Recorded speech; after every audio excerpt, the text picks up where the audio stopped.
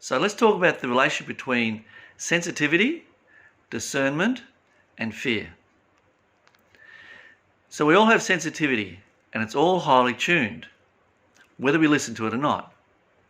And a lot of time, a lot of people don't listen to it. That's okay. The reason why is because what's missing is discernment. So discernment is actually working out what it is that we're sensing, because when we know what it is that we're sensing, then we can take the appropriate action. But if we don't know, if we just got all our sensitivity working and we're not discerning what it is, we don't have all the facts. We don't have all the facts about what we're picking up. Fear can get generated. I say can get generated because there's a gap. There's a gap of understanding. So what happens if you don't work out what it is that you're sensing, someone will come along and they'll tell you. So if you're afraid of something, you don't know what it is, someone will come along and tell you what it is. Now, that could be someone who's helpful, or it could be someone who wants to control you. If it's someone who wants to control you, then I'll start telling you all these other stories that'll add to the fear, that will compound it. So how do you know which one's which? If someone's helping you or they're there to control you? Well, do they continue? The longer you listen to them, do you continue to stay afraid, or does your fear ease? It's not that hard.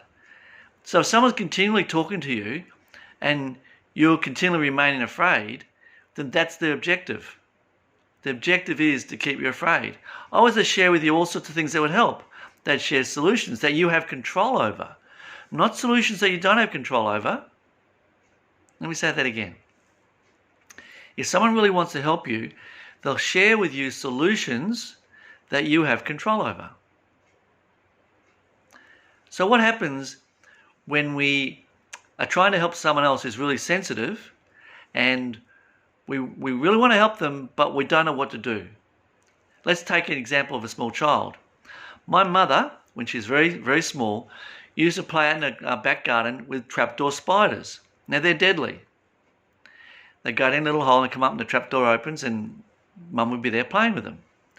Now, when her father found out, he really got quite concerned in a severe way, where he thought the only solution he could do is actually make Mum afraid of spiders. And then she'd stay away from them. Now, he was so successful at it, for the next 85 years, Mum was so frightened of spiders she couldn't go anywhere near them. And I remember growing up, my brother and I, we're the ones who were always called in to kill a spider, even the harmless ones. She was so petrified of spiders. Now, one might say, well, he did a good job because she didn't play with trapdoor spiders. Or maybe what could have happened, he could have just given her the understanding of what she was playing with, so then she made the decision that it wasn't a wise playing partner. And yeah, even a 3-year-old can figure that one out. But you have to make them afraid. Now they're empowered. Now that child is empowered to make decisions for themselves. And you educate them all the different sorts of spiders. Now they're not afraid of spiders. Why? Because they know they're in control. When you're made afraid of something, you stay out of control or lack of control. And that's where the fear comes in. Why would you want someone to live the rest of your life with an underlying fear? Because that's what happens with people who are frightened of spiders. They're everywhere, or they could be everywhere, or they could be anywhere. So that's kind of an example to help you understand that sometimes we resort to fear to control a situation when we don't know another way to do it.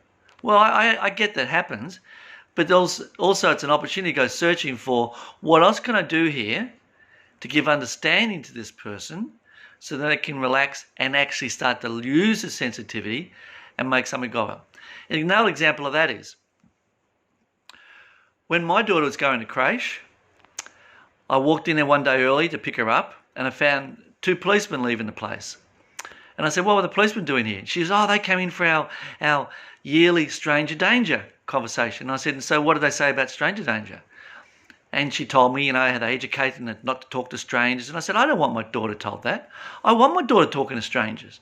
I want her to discern for herself whether the person's safe or not. Why make her afraid of everybody she doesn't know? Well, what's the good in that? She'll never be able to do sales. Too afraid to go and talk to someone. She wouldn't be able to be an entertainer, which is what she wanted to do, because she wouldn't be able to go out there in front of all those people she didn't know. I said that the most The best people on the planet for working out who's a person who's up to no good and who isn't is a child. And you talk to any politician and they know that. If you want to start a business or you want to get a business partner, the best job interview thing is give a newborn baby or a small child to the person you're interviewing and see how the child reacts. If someone's not good for someone, the baby will start crying, want to go back to the mum. That doesn't mean necessarily the person's a bad person, but it just means that the child doesn't feel safe there. So the children know. So all we have to do is help them understand the discernment so then they can continue to meet people, and they meet someone who's not in their best interest, like someone who's got off motives. The child will know that and they'll take appropriate action because that's them being explained. Now they have the full understanding. So that's the relationship between sensitivity, discernment, and fear.